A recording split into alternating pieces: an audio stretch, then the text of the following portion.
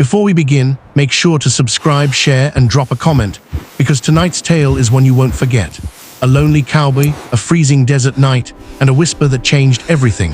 When the cold came hunting through the darkness, he found warmth in the most unexpected place, beside a mysterious Apache girl whose words still echo through the canyons of legend. What really happened inside that tent? And why was he chosen to survive when the desert wanted him dead? Let's start this story. The desert night was colder than it had any right to be, a kind of cold that felt personal, sliding beneath a man's coat and settling deep in his bones. Samuel Breyer had ridden through harsh winters and frozen ridges before, but nothing prepared him for the way this night seemed determined to swallow him whole. His horse snorted clouds of white mist with each breath, its tired hooves dragging through the sand. Sam knew he couldn't last much longer in this kind of cold. The wind wasn't blowing. It was biting, slicing, whispering warnings he couldn't ignore. He scanned the empty land around him, hopping for anything, a rock shelf, a dry cave, a trace of human smoke, but the desert stretched out in every direction like a giant, silent grave. His fingers were stiff around the reins, pain threading through every knuckle. He had seen cold nights before, but this one felt wrong, unnatural, almost as if the land itself was warning him to keep moving. But there was no town, no ranch, no outpost within miles. And Sam Breyer was running out of miles, fast. Just when he was ready to climb off his horse and make whatever shelter he could, he spotted something unusual on the horizon. A flicker, warm, orange, alive, firelight, too steady to be lightning, too warm to be a trick of the eyes. Sam slowed his horse, squinting against the wind. A solitary camp in the middle of nowhere wasn't exactly comforting. Could be a trap, could be bandits, could be someone who didn't want company. But it could also be the difference between surviving the night or freezing to death beneath the stars. He guided his horse toward the light, each step slow, deliberate, his senses sharpened. As he drew closer, the shapes became clearer. A small Apache camp, a single tent, one horse tied beside it, and a lone figure sitting beside the fire. The flames painted her face in strokes of gold and shadow. She didn't flinch when she saw him approach. She simply lifted her eyes, dark, calm, unreadable, and watched him like she already knew the story he carried. The wind howled around them, but she remained perfectly still. Sam stopped a respectful distance away. He removed his hat, not out of habit, but out of instinct. There was something about her presence that demanded respect without ever asking for it. "Cold night," he said, his voice roughened by hours of silence. She nodded slightly, her blanket wrapped tight around her shoulders. He didn't see any fear in her expression, just quiet understanding, as though she had been expecting someone, maybe him. The fire crackled between them, sending sparks curling into the dark sky. "You look frozen," she said, her tone gentle but steady. "The desert isn't kind when the sun goes." Sam gave a faint smile. "Ain't kind when it rises either." For the first time, the corner of her lips lifted, though only slightly. She motioned toward the fire with a graceful tilt of her hand. "Sit, warm yourself. No one survives this cold alone." Sam hesitated only long enough to show he wasn't careless, then stepped forward, grateful beyond words as heat reached his skin. He settled across from her, palms extended toward the fire. It felt like life was returning to him 1 inch at a time. The woman watched him quietly, her expression thoughtful. After a moment she spoke. "I am Naya," Sam nodded. "Samuel Breyer, Sam if you prefer." She repeated his name under her breath as if testing its weight. "Sam, you've been riding a long time." He didn't ask how she knew. He felt too tired to pretend otherwise. "Longer than I planned," he admitted. "Longer than anyone should." Naya studied him with a gaze that didn't judge, only understood. "The desert has a way of exposing truth," she said. "Men who run, men who chase, men who search, their reasons become clear out here." Sam didn't respond.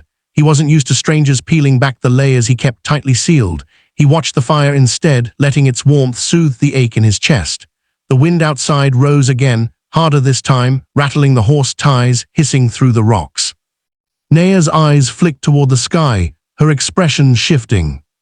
"The cold is getting worse," she murmured. "This is not a night to stay alone with the wind." Sam nodded but didn't speak. He felt it too, an icy heaviness settling across the desert, thicker than anything he had ridden through before. Naya stood, pulling her blanket tighter. She walked toward her tent, then paused as if listening to something the world had whispered only to her. Turning slightly, she looked back at Sam, her voice softer than before, but carrying an edge he couldn't ignore. "The fire won't be enough tonight." Sam rose slowly, Something in her tone wrapped around his attention and refused to let go. The flames flickered violently, fighting the wind that tried to snuff them out. Naya lifted the flap of her tent, then stopped, half-turned, the shadows falling across her eyes.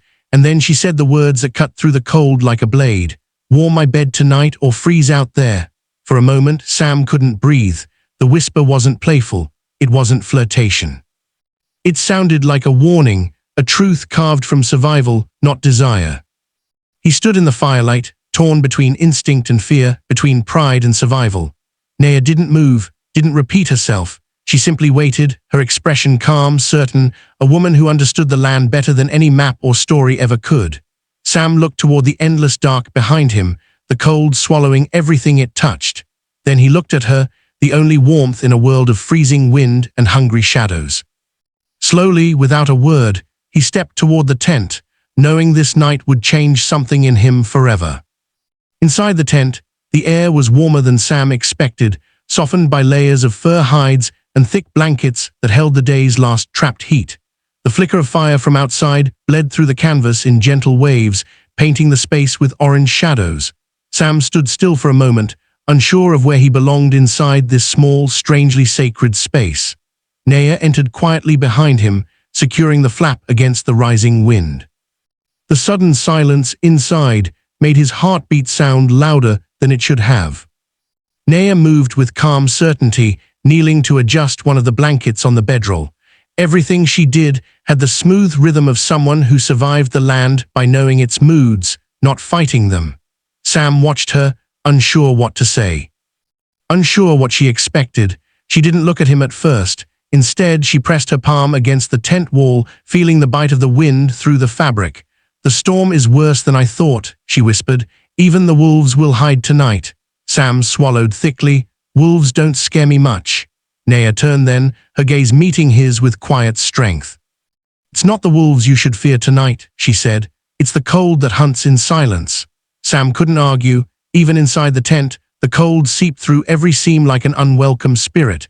She motioned for him to lie down on the bedroll. "Heat must be shared. That is the only way to stay alive when the wind wants you dead." Sam lowered himself slowly, feeling the thick furs beneath him, softer and warmer than he expected. Naya joined him a moment later, settling beside him, the closeness both surprising and strangely natural. Their shoulders brushed, and he felt warmth spreading between them, slow but steady. The tent creaked as the wind slammed against it, but inside, wrapped in the scent of smoke and hide, Sam finally felt his breathing slow. Naya lay still for a while, her eyes open, watching the shadows move. "You wander far from where your story began," she said gently. Sam stared up at the roof of the tent, tracing the faint lines stitched across the material. "My story ended a long time ago," he murmured. "I just didn't know where else to go." Naya shook her head. "Stories don't end until the earth takes a man back," she replied. "While you breathe, you move, you choose, your story is still being written." Sam had no answer for that. He wasn't used to someone seeing him clearly, to someone offering truth instead of judgment. The wind howled again, and Naya shifted closer, her warmth steady and grounding. "What hurt you, Sam?" she asked softly. He closed his eyes, breath shaky. "Loss," he said after a long silence. "The kind you don't heal from. The kind you just learn to carry." Naya nodded, understanding. "Loss teaches us where our strength lives," she whispered, "and where our fear hides." Sam looked at her then, the closeness between them no longer uncomfortable but comforting. Her eyes held the quiet wisdom of someone who had faced her own storms. Outside, a sudden gust made the entire tent shudder, but inside, Naya remained unmoved, steady as a mountain. She placed a hand lightly on his arm. "You're safe here tonight." The words were simple, but they carried weight, grounding Sam in a way he hadn't felt in years. Time passed without either of them speaking. The warmth they shared grew stronger, chasing away the cold inch by inch. Sam could feel himself drifting, not into sleep, but into something deeper, trust maybe, something he thought he had lost forever. After a long silence, Naya spoke again, her voice soft like distant thunder. "At dawn you continue your path, but tonight the desert chose to send you here." Sam frowned lightly. "You believe the desert chooses things?" Naya nodded. "Everything in this land is connected. Every meeting, every warning, every moment. You were meant to survive this night." Sam let out a slow breath. "And you, why were you here alone?" Naya's eyes softened. "I wasn't alone, not until the wind changed." Sam didn't fully understand her meaning, but something about her tone told him the desert had taught her truths he wasn't meant to question. Another deep gust hit the tent, colder than before. Sam felt the temperature drop sharply. Naya pressed closer, wrapping her blanket around both of them. "Do not move away," she murmured.